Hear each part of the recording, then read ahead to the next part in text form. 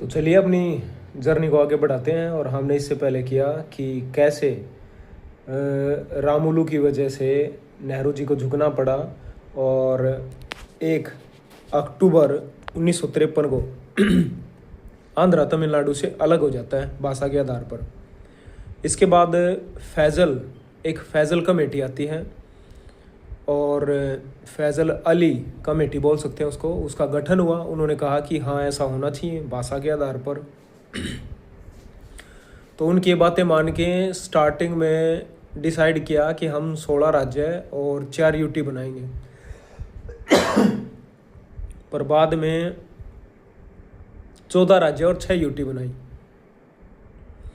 अब ये 6 यूटी में जान के हैरानी होगी आपको, हिमाचल प्रदेश, त्रिपुरा और मिजोरम जैसे जगह भी हमारी यूटी थी।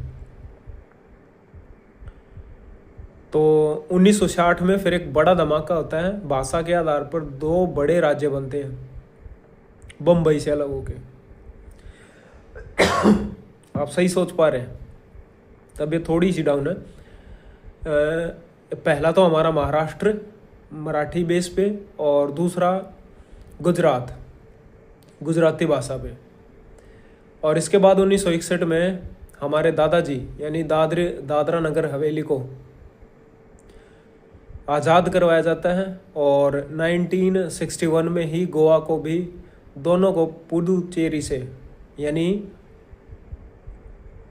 पुर्तगालियों से अलग करवाया जाता है।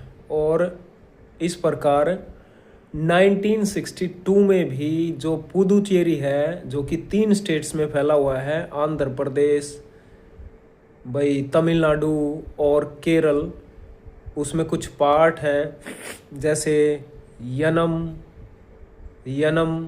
माहे और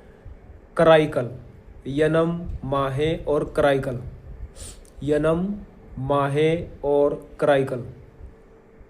ऐसे क्षेत्रों को मिला के पुडुचेरी बनाई जाती है। 1962 में उसको अलग करवाया जाता है।